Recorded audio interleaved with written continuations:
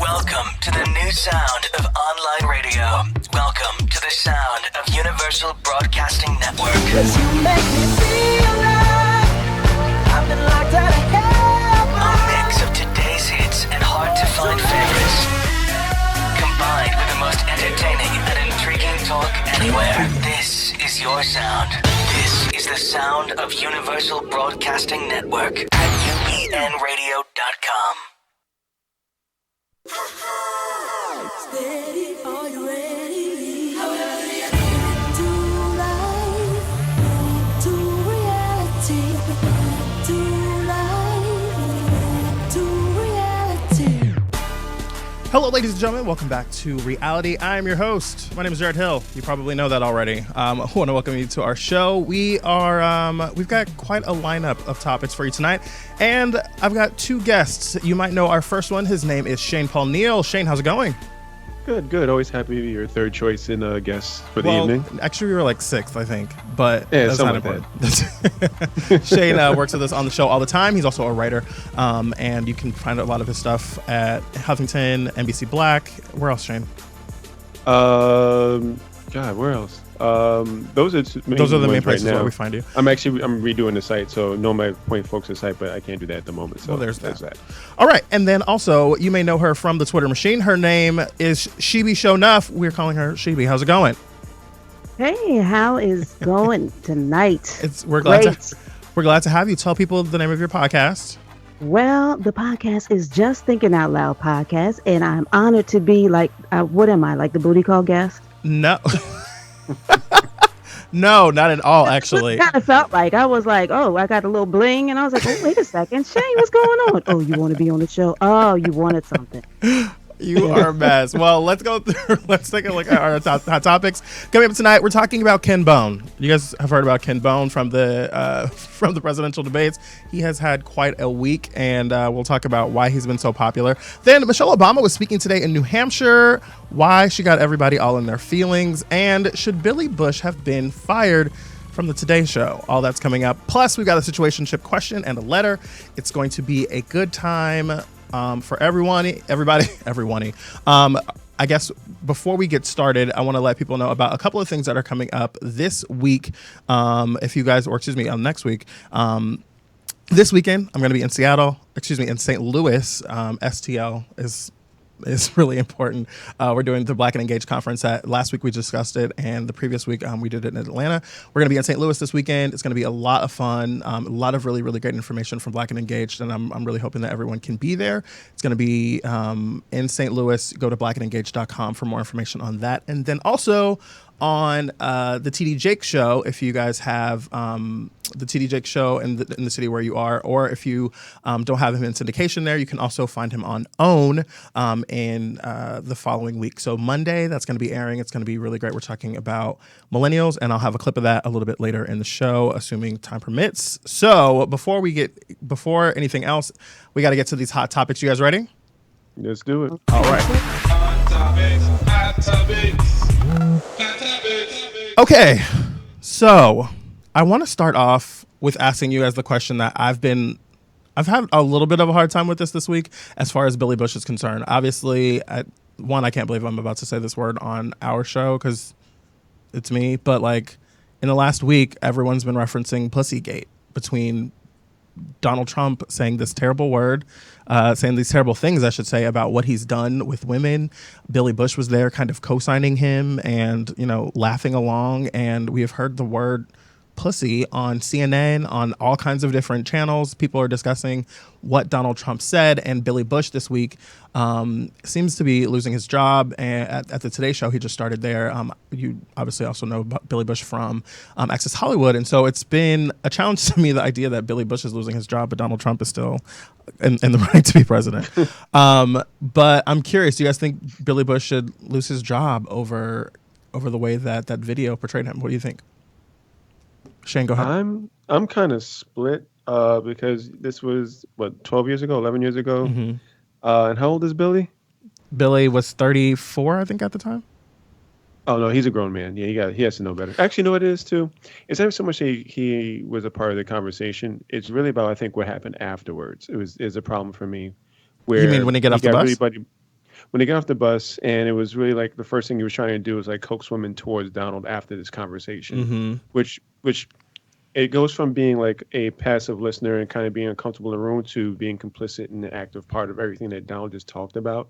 So, if you're in a room with somebody and you find out they are basically a sexual predator, if the first thing you want to do is find the nearest woman and introduce them, then it's not a good look. Well, and on the bus, they were like, "Whoa, she's so hot! Oh my god!" And like Right. I just imagined like what they must have looked like in that moment, and I was uncomfortable for her. And then it was also uncomfortable because like she didn't know that this was all going on, right? She never heard the conversation that they were having prior to seeing her, and then when they saw her, and seemingly she found out about all this, last week with everyone else, and that made me really uncomfortable and feel awkward for her as you watch it. And he's like, "How about a hug for the Donald?" And it's like, oh, Yeah. this is nasty. Shibi, what do you think? Yeah, I mean, it does come down to one big thing is Billy Bush was on the clock, right? So this Mm. wasn't some private conversation that they were just having at dinner somewhere, which it would have been bad enough, but he was on the job doing this. Now, if this is what you're doing on the job 12 years ago, then you're probably having these same inappropriate conversations on the clock. You're representing this company at the time. So, and it picked up on the mic. You were mic'd up and everything. So it's not like you didn't know that there was a possibility that other people were going to find out about this conversation. Mm-hmm. So he was completely unprofessional. So that already knocked it out. The conversation, completely inappropriate. It was creepy, so incredibly creepy. There's something about hearing some old man talking about grabbing pussies. That's just nasty. I Nobody wants just to hear. one of my favorite as I hear you say the word, I was like, oh hey, okay, but like I Right. mean that is the Forgot word about that was it, right? said. I know it's still it at the risk of how that sounds, I was going to say the word has teeth, but that just. I'm sorry, I just killed our engineer. Sorry, Jarvis. But I mean, it definitely like. I'm not going to say it bites, but that's what I was about to say. But How it's many it's of these you got lined up? to be honest with you, they're literally falling out, and I'm like, wow, that just happened. But the thing that stuck out with me the most last week was Anna Navarro on CNN when she's talking about, you've heard this man say this word, and one of the surrogates says, "Could you please not say that? My daughter is listening." And she said, "Don't you tell me that you're offended by me saying this word, but you're not offended by Donald Trump saying it." Which, I mean, is a very real point, right? Like, you're voting for this man to be president of the United States and to be the commander of our military, to lead our economic policies, and to lead the executive branch of government. But you're not okay with me saying the thing that he said. So I've been challenged around it because I felt like Billy Bush did this at work at NBC 11 years ago also, right? Like they knew that he said this seemingly like this. Now all of a sudden he's in trouble, and that's what was weird about it to me, because I felt like it wasn't. I feel like this was probably an open secret at NBC that this conversation had happened, and I mean they've been going through their tape of Donald Trump seemingly for the last year, I would guess. And so I've not one to defend Billy Bush, because I feel like Billy kind of pissed me off with the Ryan Lochte story and the way that he handled this story, and then his apology, which was a non-apology. I've never rebounded from that. I didn't really know Billy Bush before this, and. You guys know I've been on Access Hollywood, and like I have friends there that are friends with Billy, and like I've heard positive things about him. So I don't know him personally, but I have a hard time with defending him on this one. So it's a challenge. Well, the other part too, and you're more aware of this than either one of us, is that this is an image industry. If you don't have your image and your reputation, you have nothing. Yeah. So, and again, even with those things, like even if halfway through you realize he had a hot mic, even if he played off like, well, now I have this tape, and as a journalist, as whatever, I have to kind of put this out there, whatever it is, it'd be because even 20, I mean, how long ago? How long this was? Shane, This would have, yep. Shane, Can you hear me? your connection's going in and out a little bit. I think you're saying like whether or not this had happened a long time Am I ago, good the now? idea of it being for the Today Show is probably going to be a part of the challenge. Yeah, no, I'm saying if this is even 12 or 13 years ago, oh, this is kind of a story by now. So in covering this up and complicit with it, he didn't help anybody himself. Yeah, I also look at Donald Trump, right? So they all talk about, oh, this happened 11 years ago. I was actually fascinated by the way Mike Pence's statement was worded, because it was like this statement, this thing that he said 11 years ago, which all makes it, which all comes off as a little bit dismissive, and then the language that they use about locker room talk and all that kind of stuff, which all seems to like minimize it. And then this week we had, or excuse me, this morning we had First Lady Michelle Obama come out, and she gave a really, really excellent speech in New Hampshire for Hillary Clinton. She was out speaking this morning, and she was relatively emotional. I've not seen the First Lady in this way before. We saw her obviously at the RNC, and she gave a really, really great speech, but I've not seen Michelle Obama come before an audience in such an emotional kind of appeal. And I don't know if you guys have both seen the speech, but what I've loved about the way Michelle Obama has been campaigning for Hillary Clinton has been that she comes at it as a mother, right? Like all of her perspective in her speeches, oftentimes, most of it, I should say, comes from the perspective of being a mom and looking at children and how we talk to children about Donald Trump and about our politics and about our country and about our government. And the way that children are going to be responding to Donald Trump and the way people are going to be responding to the things that he said. And like, do I have to answer the question of what does that mean that he said what he said? Like, I that has been interesting to me as well. Yeah, I saw the speech this afternoon myself, and I was moved by it. Uh, I have a personal story. Just within an hour after watching the speech, my 9-year-old daughter comes home and she's visibly upset because apparently another little 9-year-old boy in her class said something to her that was incredibly inappropriate. And I took my tail right to that school and I sat down with the principal and had to have a talk with them because she was embarrassed, she was humiliated, was she didn't quite understand what it was that he said, but she did know that it was wrong and it didn't feel right. Mm-hmm. And so now she was uncomfortable at school. Now she comes home and she's telling me about it, and you can see that she's uncomfortable telling me about it. So she doesn't feel safe at home. She feels some kind of way at school, and it's because you've got little boys who are exposed to whatever kind of conversations that are going on at home as well. Because as much as I would like to shield my daughter from all of these things, I can't protect her from what she's going to be exposed to when she's at school. So all I can do is hope that when she goes to school, that whoever is sitting in the classroom next to her also has parents that are looking out for their best interests and want to keep them children as long as they can keep them children because they grow so fast. Mm-hmm. I, And the way that she felt that humiliation, she felt as if she had something wrong and she had done nothing, and it broke my heart that she felt, actually, I mean, she felt this way and she did nothing to deserve it, and we're still going to be working that out. Shane, I mean, you have a three and a I'm half sorry. year old son. I'm Mhm. curious about how you look at this, like, because you guys both have children and I don't, so I know that you guys view this through a different lens than I do. Um, it's something I think about in terms of, what conversations do I have down the line. Um, but I think the biggest part for me is over the last, I would say, 2 or 3 years, the number of female friends I've discovered have had who have experienced at the minimum some form of sexual assault, um, is always weighs heavy on me to the point where I'm extremely careful about my interactions and how I engage with women just because I'm afraid of triggering or anything I'm doing offending or hurting, or affecting another woman. So I think for me, it's really just going to be about him learning that, you know, before women, they're human beings and you have to treat them as such. Um, he's fortunate that he has a lot of strong women in his world and in his presence. Mm-hmm. So some of that hopefully will sink in.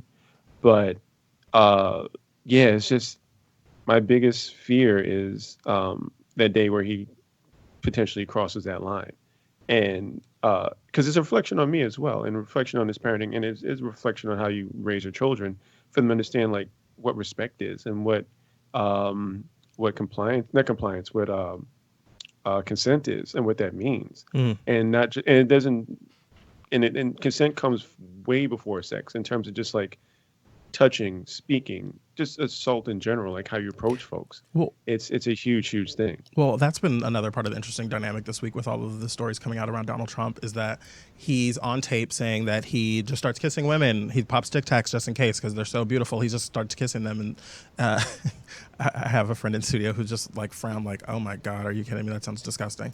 But like the idea that he just can't control himself and he wants to kiss them and he just does it. And then we have women come out and say that's actually exactly what happened to me with Donald Trump. And now it's like, oh, we're discrediting those people. We don't know who these women are. The New York Times is actually getting a lawsuit filed against them. People Magazine is having a lawsuit filed against them from the Trump organization. And so it's it's funny to me because just last week we reached what I felt like was our lowest point in this whole campaign is when he's sitting next to the women who have accused Bill Clinton right before going out on the debate stage. It was one of those the moments where I was just embarrassed. Like, is this really where we are? Like, is this what we're doing? And I tweeted jokingly like, well, this is what we get when you have a candidate who's a reality star. Like, you feel like you're a reality, you're going into like a reality reunion episode or something.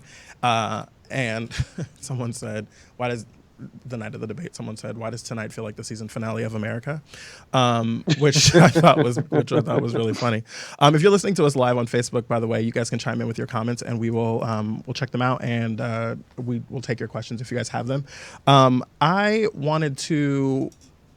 also just wanted to kind of get you guys' take on the way that the Trump campaign has been handling these accusations, if you will, because with these Bill Clinton accusations, or excuse me, accusers, they take their accusations as gold, right, as fact. And, you know, these are women who are claiming sexual assault and sexual abuse. And so we want to be careful and listen to that. But then when it comes to these accusers that come against Donald Trump, they have completely dismissed them. What's your perspective there? Well, I woke up this morning and I logged on Twitter, and I don't know if you saw trending the hashtag the next fake Trump victim, and they were making fun of. They were saying, of course, they didn't believe these women who said all of this. They were confirming, first of all, everything that Donald Trump has been saying for years, not just on a hot mic, on live radio in a conversation, locker room talk with Howard Stern. This is a man who admitted to taking a look at 12-year-old Paris Hilton for the first time and thinking, well, who the hell is this? Same man who has no problem allowing another man to refer to his own daughter as a piece of ass, then to continue to talk about her body. This is his own daughter. Like, if he is not going to protect his daughter, then of course he's not going to look out somebody else's daughter or wife. So, and I find it extremely disturbing that the party of conservative Christian values, now they've taken on this reality show attitude towards it, and they won't even consider the fact that not only was he talking about things that are inappropriate, but he was actually admitting to sexual assault. I really want to touch on the Ivanka piece, because like that is really what disturbed me. The idea that you're sitting across the room for Howard Stern and he asks you, can I reference her as a piece of ass? And he was like, yeah. And I'm like, first of all, I don't know a dad that would let you refer to their daughter, no matter how old she is, what she looks like, whatever, like as a piece of ass. I know if a man came up to my dad and asked to refer to my sister as a piece of ass, they probably would be rumbling. Like, it would be a problem. But this is okay for Donald Trump. And then, like, we're doing not only like if it were also like if it were in a locker room, it'd be one thing, and then it's on the radio. You know what I mean? Like, we're in a public forum having a conversation, and I'm letting you call my daughter a piece of ass. Like, that really bothered me. Like, that kind of shook me. It was unnerving, if you will. Yeah, I mean, and I think what's kind of lost in all this too is Trump has essentially handed the blueprint on how to handle this anyway, from the whole Bill Cosby escapade. He look at Cosby, rack up 40 plus accusers, and whether they were liars or whether it was them taking drugs as consent or whatever stories he had. Every story that he was able to come up with to kind of dip and dodge through this whole thing, it was accepted in one form or the other. There was a group of folks that were ready to ride to the rails fell off of this story. And Trump is really just doing the same thing. So as we get more and more of these of women saying, well, Trump did this to me, he's doing the same, running the same game, and it's working. It's the bottom line. If you don't view women as people and as humans, and if you don't care, then you'll take the most convenient story possible and run with it. Well, speaking of running with it, I want to transition a little bit to a different story, talking about Ken Bone. This guy Ken Bone, if you're first of all, I love his name being Ken Bone. I mean, it's just it's gold. Like, you can't write stuff that good.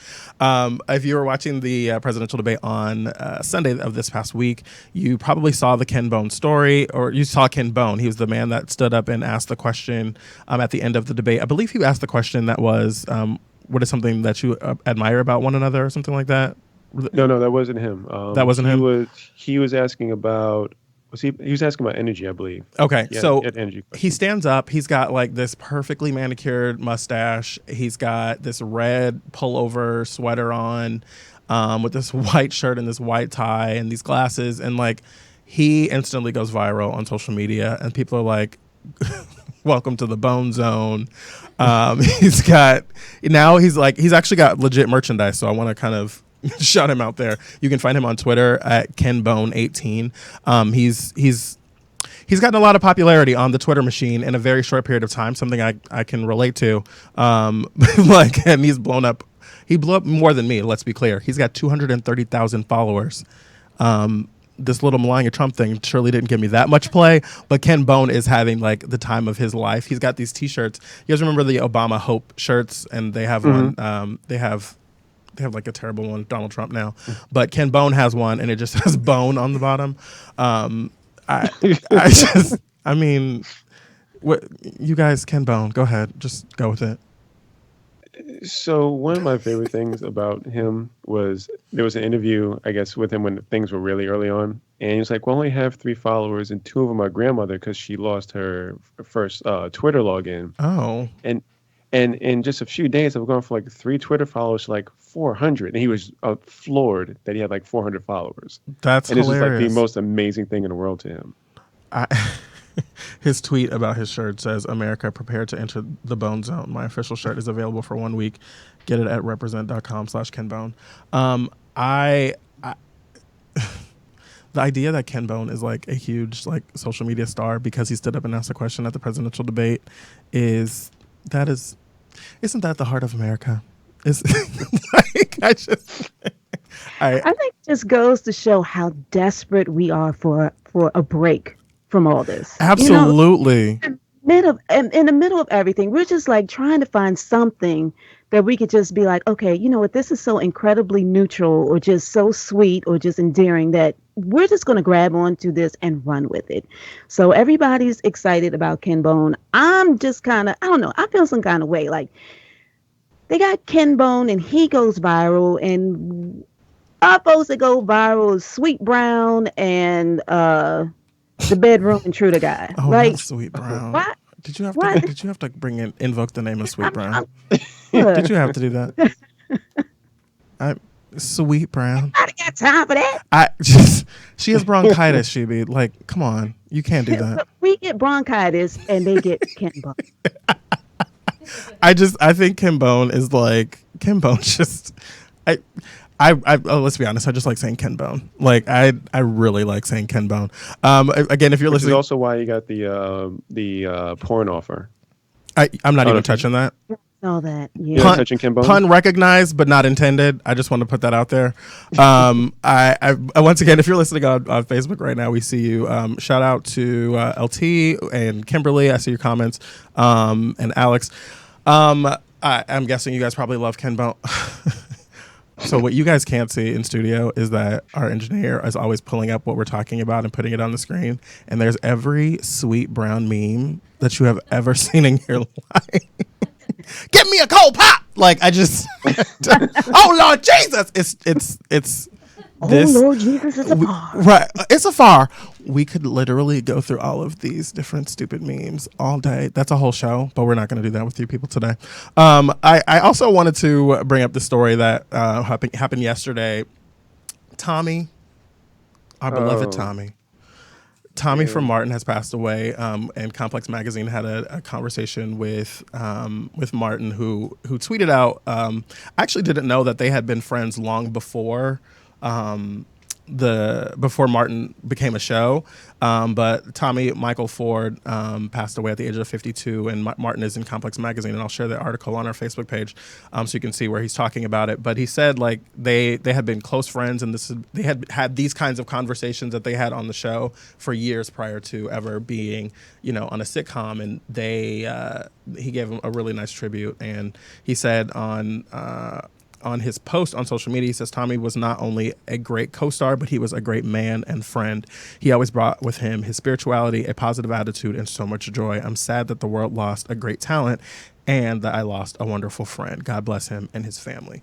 I lived in Atlanta for a while, and I didn't watch Martin as much as a lot of my friends did, but like I definitely watched it, and I definitely remember Tommy, and like always loved the way they danced around what he did. But I met him in Atlanta at Gladys and Ron's Chicken and Waffles, don't judge. And he was there and like just really like nice and warm and like talkative and friendly, and he was just a really, really nice guy that one time that I met him. And I'm sad to hear that he's gone, and he was only 52. And it was rumored that he had passed away, and then it was rumored that he hadn't passed away, and then it was confirmed that he was gone. What are you guys feeling, thinking? 2016 is the absolute worst, is what I'm thinking. I love the memes where we're protecting celebrities from 2016 now. You have to. Like, if they getting Tommy, who, like, come on, man. Please don't ask who's next. Don't say that. No. If they getting And again, Tommy, and also because he was only 52, like we don't even get folks like break 70 anymore. It's like either you die at like 40 or you die at 106. There's like no anything in between. Either you're Tommy or you're like Ruby D. okay, so the way you said that, the way you set up this whole thing gave me, if we can't go to Bella Noche's, where can we go? Am I the only one that knows what I'm talking about? Shibi, you know what I'm talking about. Sure. That's a no. You don't know the Bella Noche's? How do you guys know Sweet Brown, but you don't know Bella Noche's? Help us out here. You know what? No, I'm not going to help you. I'm going to let you Google. And everyone that's listening, I want you to Google, if we can't go to Bella Noche's, where can we go? There was a shooting at a Bella Noche's. There's these people on the news, and they're like being asked about it, and they're like, well, if we can't go to Bella Noche's, where can we go? And so if Bella Noche's became a thing, like, just Google it. It's really, really funny. I promise you. And I don't appreciate you not supporting me right now, Shane. Where are you when I need you? Well, I want to see it now. Anyone, I gotta see it. anyone that's listening that knows what I'm talking about, I love you and appreciate you way more than my guests who don't have my back right now. I see in our comments, someone says, I own a Sweet Brown t-shirt. Mary Martha, I'm kind of judging you. Let's just be honest. A Sweet Brown t-shirt. I didn't even know that was a thing. I have Antoine Dobson shirt. Oh, so Antoine Dobson is the one from Hide Your Kids, Hide Your Wives? Yeah. Yeah. You know what? He's had so many different situations arise around his name and his story and his life. I'm not even doing that. Okay. By the way, Jarrett, be careful about throwing shade at our audience. We're trying to keep whatever audience we have. Please. I'm not shading the audience. I'm joking. Kimberly McBride, I see you. I see your comments in here. You guys are kind of cracking me up in these comments, actually. So we're going to go ahead and take a quick break. When we come back, we've got the situationship. We've got a letter and a question. The letter, it's interesting because I've heard this story before, and I'll take you guys' perspective. When we come back, we'll read that letter, and we'll take the question. A question that I posted in a meme earlier today that's gotten a lot of feedback, and I'll ask Shane and She what they think. All that's coming up when we return after this break right here on Back to Reality. Don't go anywhere.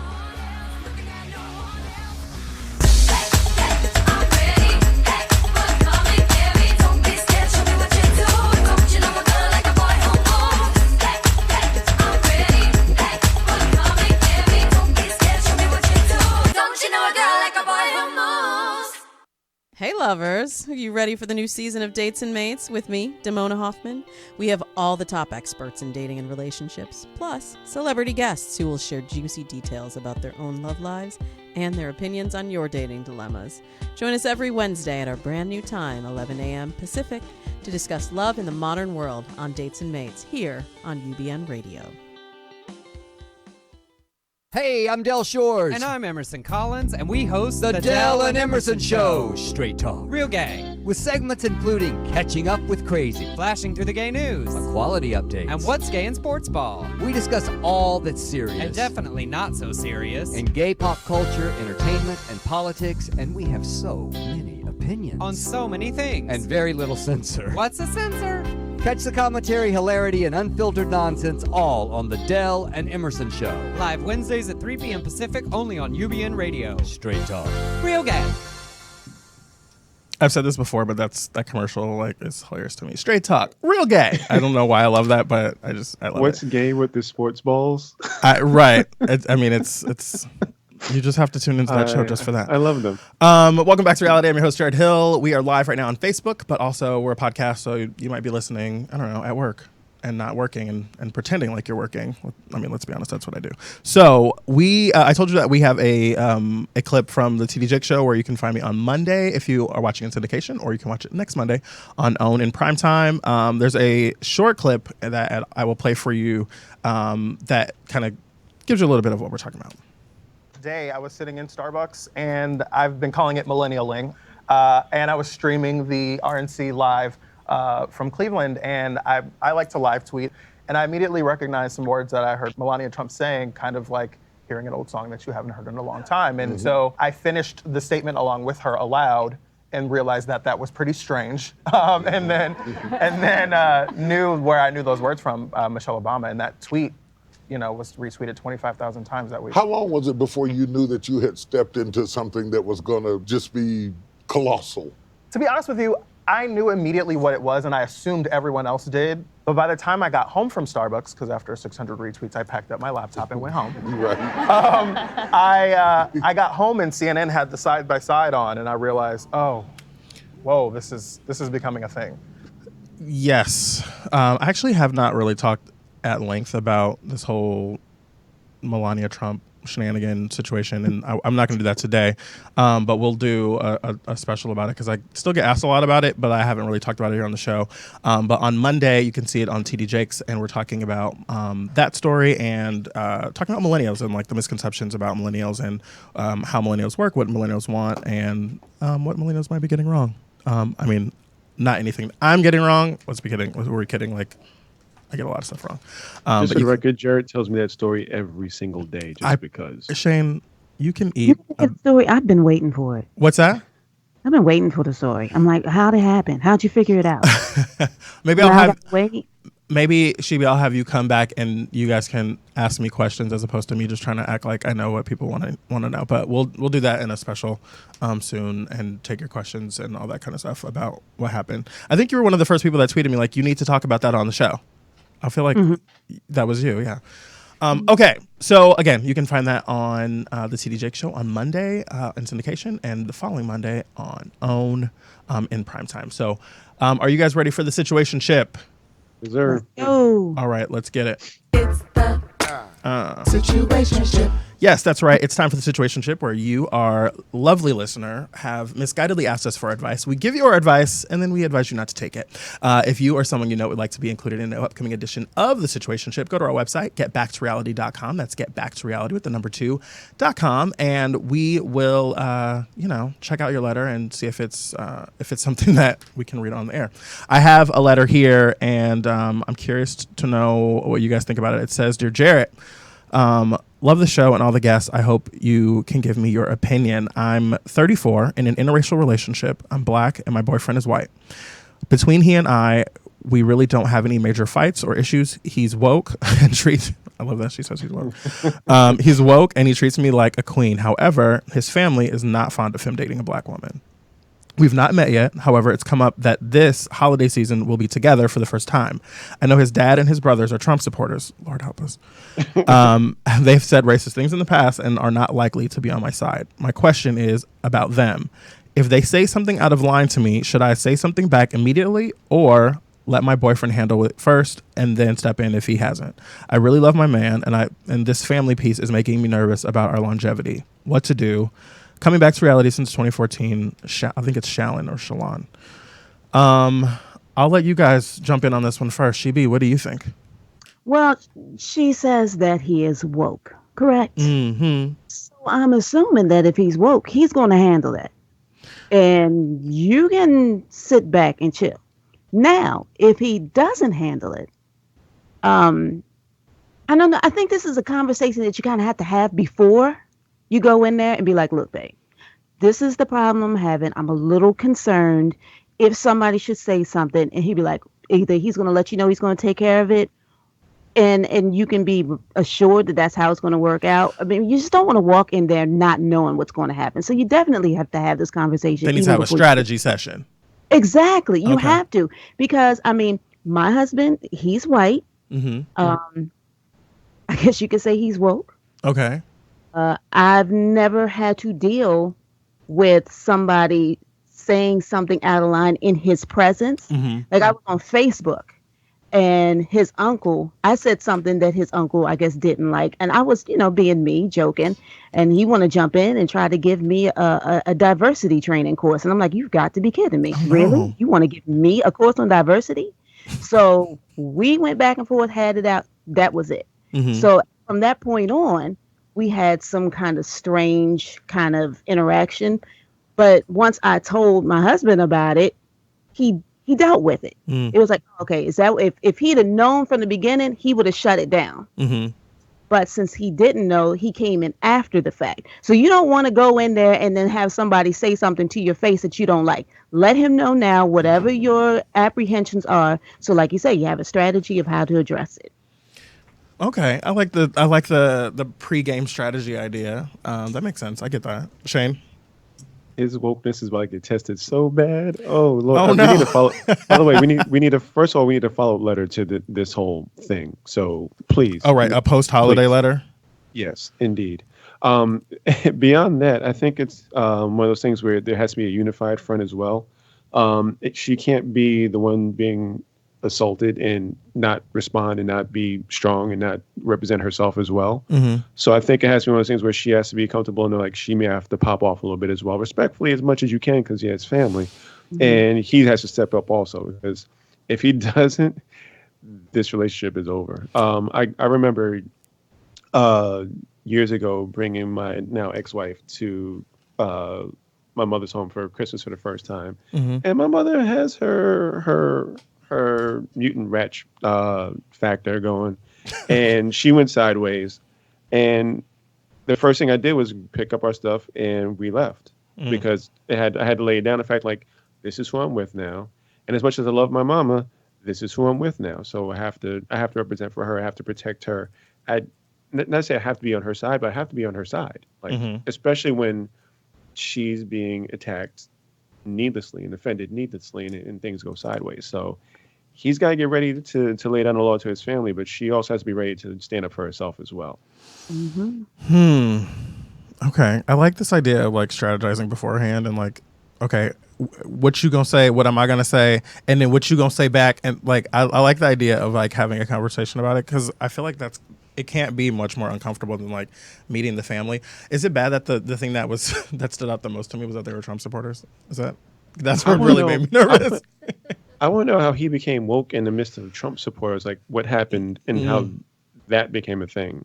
My guess is like he moved away and went to college somewhere else, and like that was probably his wokeness situation. I feel like that's how that happens in those kinds of families where like I don't know. So basically, this ain't his first black girl, is what you're saying. Well, there's that too.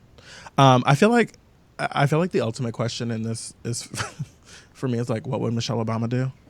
Like, not go. What would Michelle do? Well, no. Actually, I'm realizing I know the answer to my question. When they go low, we go high.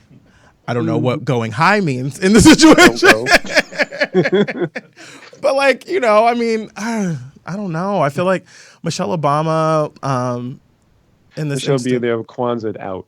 Oh, kente she'd be cloth, there in everything. a daishiki with a natural. Yep. And- And so would her white boyfriend. Oh With a yeah. kufi on. Oh god. But you know what? You got to find out what kind of family gathering this is, right? But it's the holidays. I mean, well, but you know what? Every family gathering is different. Some people, you got to find out. Maybe the rule for that family is okay. Whatever it is, we're not going to bring up politics because we already know that drunk Uncle Larry's going to end up fighting your brother later on, right? Mhm. So maybe if it's some, you talk to him, you might be getting yourself worked up for no reason because perhaps this is not the kind of thing that they talk about around the dinner table for the holidays because they know that it's going to get people upset and in bad moods. Oh, you mean like they're not having political discussion around the table? Right. Okay. It could just be a holiday celebration. It's Christmas time. Everybody's in a good mood. And here you already got your fist in the air. You come up there with your afro ready to fight. And it might not even be necessary. You ready for the fight. And then you get there. With your Angela Davis t-shirt on and you're I need to get some That's Black Lives Matter pajamas. exactly. Oh no. Okay. A Colin Kaepernick jersey. Right. Exactly. Now you come in there on the offensive. And they're feeling uncomfortable because you kicked down the door like the Black Panther Party.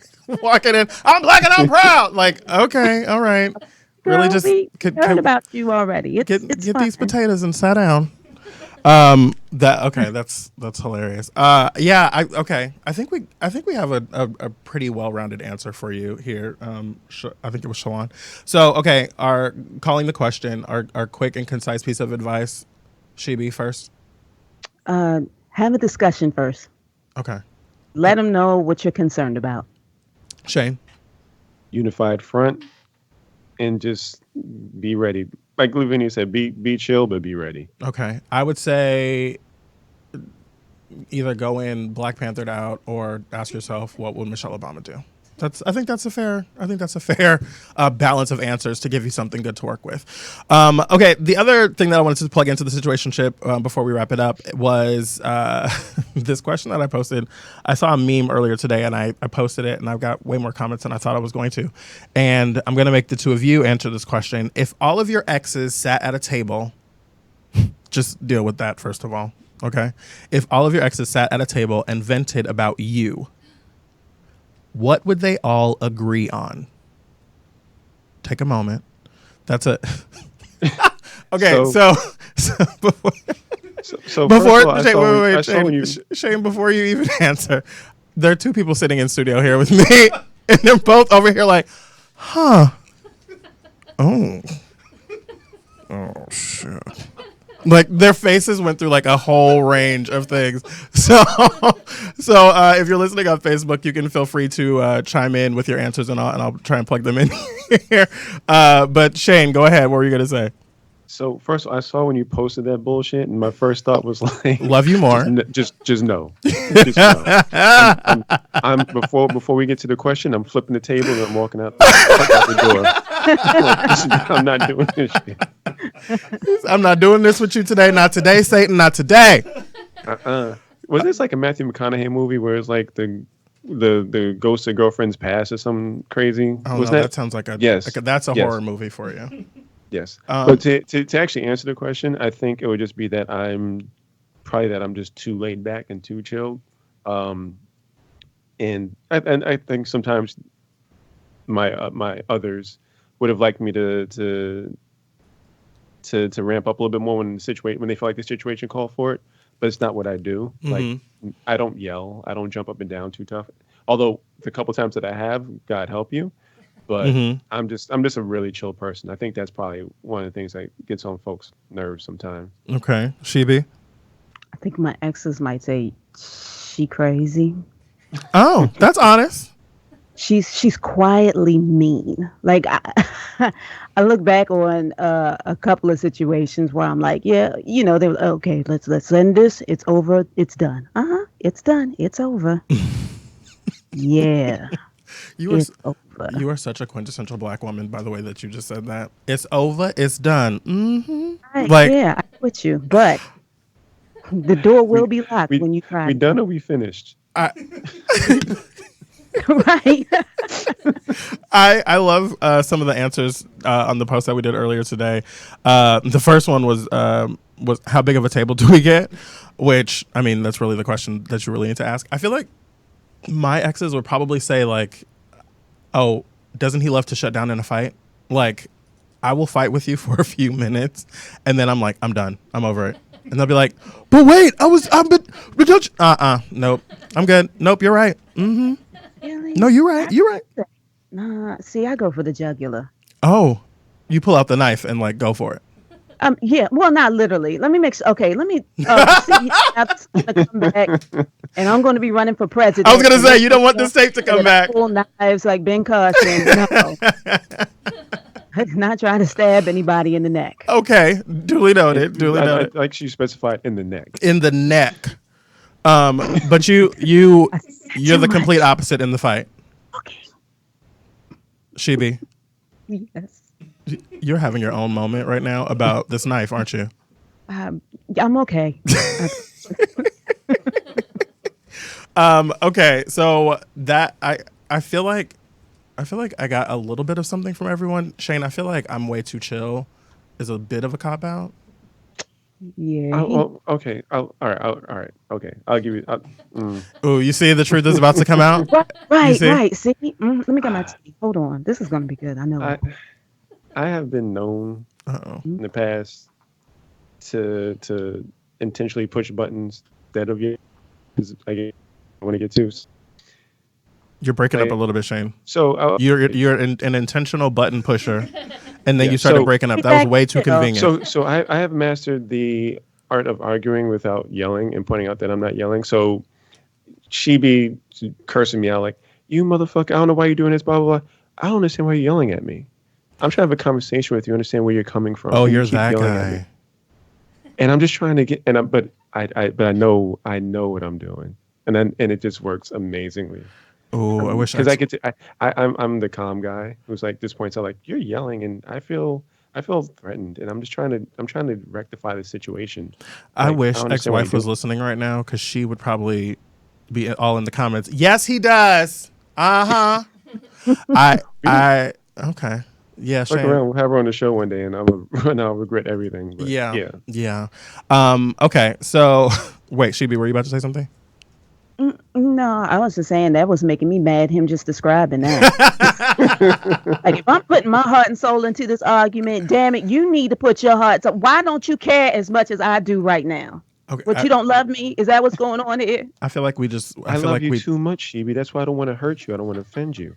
I'm just trying to make sure I hear you. I feel like we struck a nerve. But I don't know if you hear me. That actually sounds a little crazy. I ain't gonna lie. She's low key getting pissed off with you right now. Go to sleep that night. Like, you're a little too calm. What's in this tea you just gave me? All right. Well, I think I'm gonna wrap the situationship right here because she's about to go to another level, and I want to protect you from that, Shane. So if you or someone you know would like to be included in the upcoming edition of the situationship, go to our website, getbacktoreality.com. That's getbacktoreality. What's up? I said, what did I do? See? Getbacktoreality.com with the number 2. And you can click on email. You can shoot us an email to the show. Okay, so the last thing I want to talk about before we wrap up, something happened at a Trump rally yesterday that has really, really disturbed me. And CBS News posted this, and I mean, it's all over the internet. But this morning, there was a trending topic that said hashtag repeal the 19th. After polls showed that Donald Trump would win if only men were voting. We're doing, I'm starting a new segment that we did last week called We Need to Talk. We need to talk about Donald Trump. And so this idea that Donald Trump would win if only men were voting, and then the fact that the audience started chanting and cheering that we need to repeal the 19th Amendment and wanting women to not be able to participate and vote, that juxtaposed against Michelle Obama coming out today and talking about the importance of voting, the importance of this election to our children and to women and to America. It really highlighted for me today and really throughout this election, but today for sure, like the way that we frame this election, if you will. We don't talk about Hillary Clinton being a woman often. Like I don't think Hillary Clinton being a woman is really it's not being played as a huge asset for her. I think she's trying not to use that as a discussion point. But this thing happening yesterday, I heard someone say in the past week, like Hillary Clinton being the first female candidate to run again to run as a major party nominee, and have the possibility of becoming president, she would have to run against a misogynist, like sexist asshole man. It wouldn't be like Mitt Romney that she was running against. You know what I mean? And so like the idea that Hillary Clinton has to fight against this guy is very telling about the direction that is before us as far as where we're going to go as a country.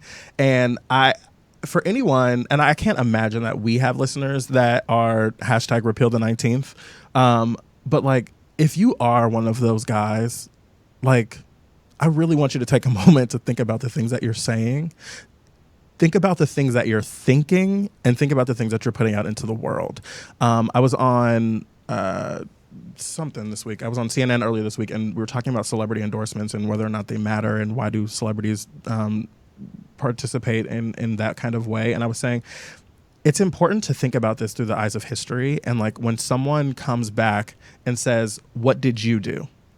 Did you use your platform? Did you use your voice? Did you support this man? Did you support these things, these kinds of ideas, this kinds of conversation? What did you do? What did you say? Where did you stand in this moment? I feel like this is one of those moments. Between the Access Hollywood tapes, the things that people are coming out and saying about his behavior on The Apprentice, all of the different things that we've heard about Miss Universe, him walking through as the women were naked and, you know, getting changed and getting dressed and getting ready to go out on stage, the way that people have been talking about the things that he has done. When it comes to election day and when it comes time for you to like hold yourself accountable, the idea that this is the way that people have responded is really, really disturbing to me. Last week I talked about the dehumanization of Kim Kardashian and the piece about whether or not she was robbed, but the way that people have dehumanized her and don't like take her seriously as a human being that was, you know, attacked. I feel like this is one of those moments where you have to think about being a human being, not a Democrat or a Republican. You're an American, you're a human being. And the way that we talk about women, the way that we talk about Donald Trump, it's really, really disturbing to me. And seeing that trend this morning, I just felt like it was worth mentioning. Shane and Shibi, you guys are both welcome to chime in. But like, I was floored by that this morning. And I felt like we definitely needed to touch on it. I saw that, and I don't think it bothered me, but didn't bother me as much, because as a Black woman, I'm already seeing and experiencing that roll back in time when they readdressed the Voters' Right Act.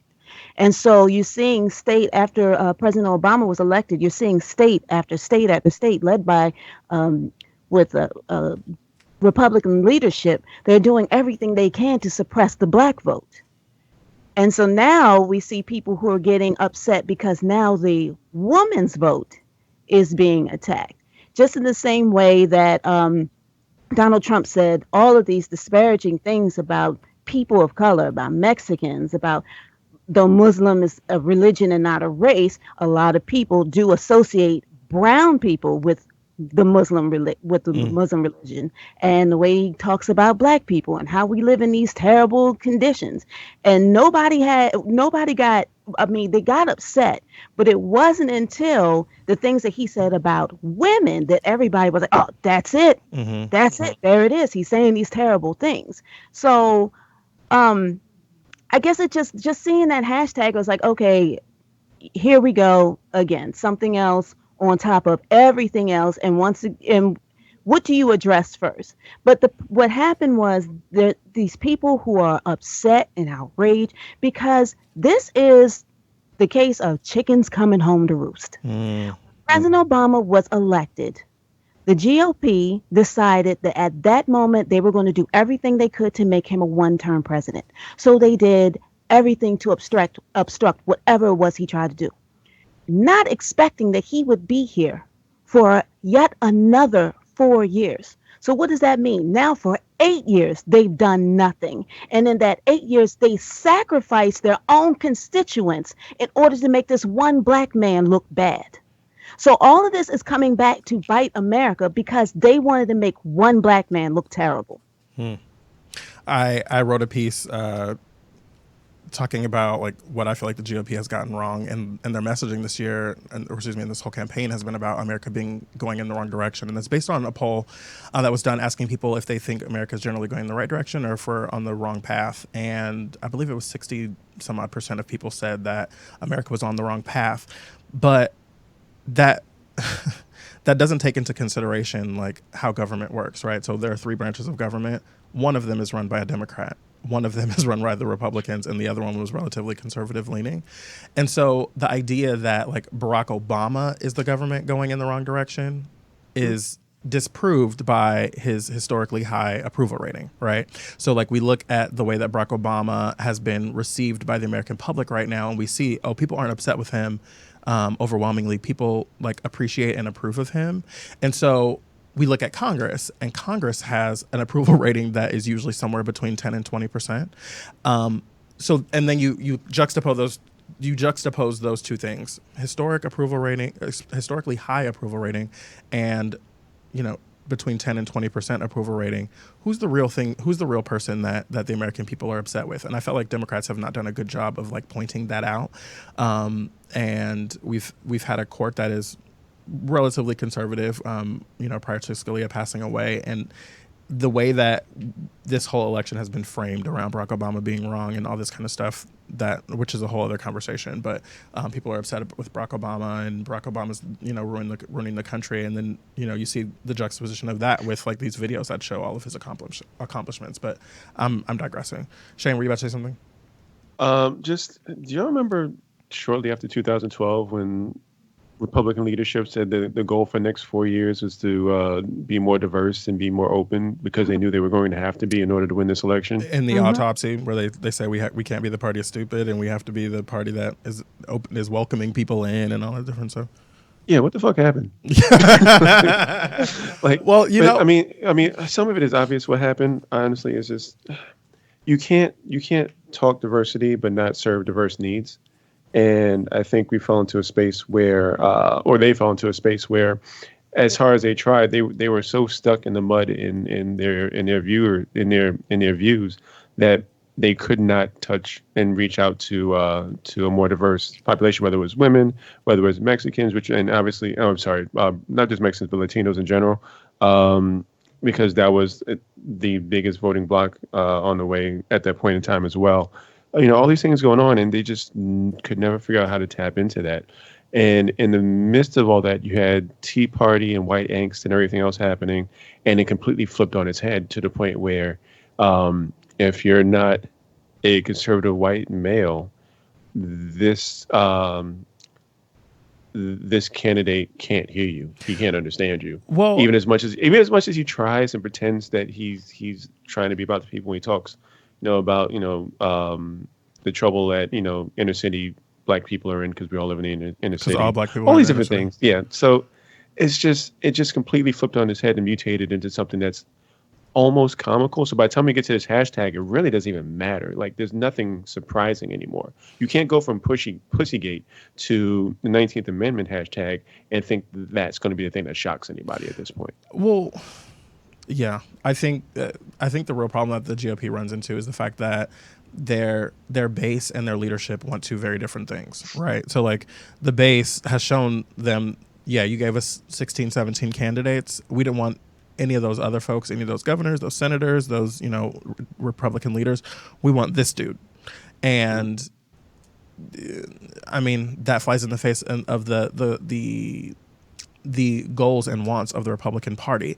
And so now I feel like the party is faced with what the hell do we do, whether we win or lose? Because I think as much as they, are fighting for Donald Trump, I think the real problem comes if he wins, right? Like if he becomes the president of the United States and he is the standard bearer for that party going forward for the next 4 years, and he is the person that is the face of America and the party, they are really going to be in some deep shit. And like the idea that could happen, mind you, I don't anticipate that happening, but it's a possibility, right? I think that is really the thing that they have to worry about. Shibi, I'll give you the last word here before we go.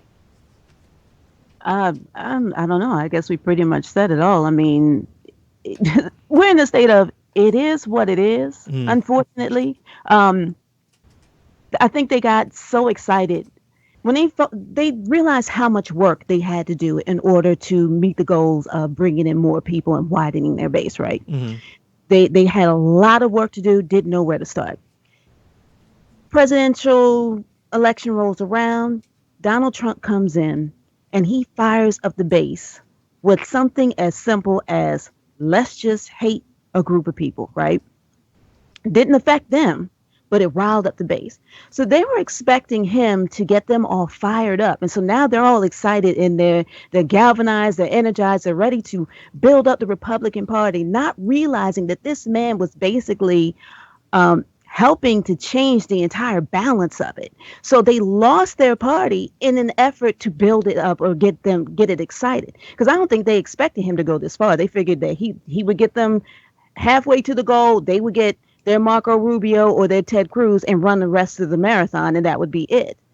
They literally sold their souls to the devil in order not to do the work that needs to be done in order to really widen their base. They didn't want to do it.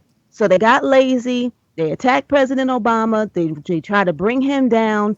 They allowed Trump to do whatever. And so this is what we're looking at. Now that entire thing it's collapsing on itself. It's imploding. And they don't know what to do. You've got Paul Ryan, who is battling out with Donald Trump. Donald Trump got this group of Jim Jones, David Koresh following knuckle draggers thinking that, no, because if you listen to him, it really is like that. You made Basket of Deplorable sound so... I said, look, you're going to find a whole bunch of them drinking Kool-Aid pretty soon. And it ain't going to be us this time. It's going to be them. Because he's telling them that everything's wrong. I'm going to save you. And he's leading them into a pit of fire. And he's going to leave them behind. And once he goes and he starts his TV station, whatever it is that he wants to do, because he's going to leave them. He's going to use them for what he can use them for and be done with it. Those people are still going to be angry. They're still going to be broke. If Donald Trump isn't president and Hillary Clinton is, they're going to be mad. Now, the one thing I'm really afraid of is you've now got these people who are talking about if Hillary Clinton wins, there's going to be a revolution. And he's already ignited this fire of violence in them as it is.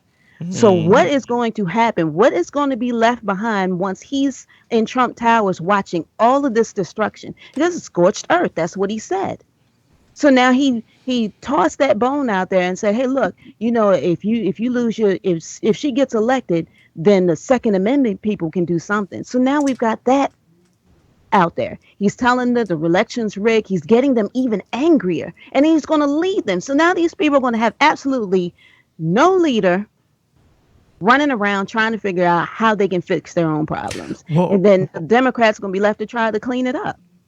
Yeah, I think as we prepare to go, I've been saying, like, I'm not so concerned about Election Day. I'm more so concerned about November 9th. Because whether Donald Trump wins or loses, like, all of these people, revolution is coming. Exactly. All of these people who are upset, that are angry. And Samantha Bee just did a piece that was rooted in comedy, but I mean, it's all about the truth as well. Is like these Trump supporters feel like if he loses, it's because the system is rigged. And if he wins, it's because, he's so great. But I mean, if we just look at data, take away politics, take away opinions, take away personalities, all those things, if we just look at data, the chance of him winning is very slim. Like the demographics don't work for him. The electoral college doesn't work for him. The popular vote doesn't work for him as far as like winning an election is concerned. So it would have to be rigged for him to win, really.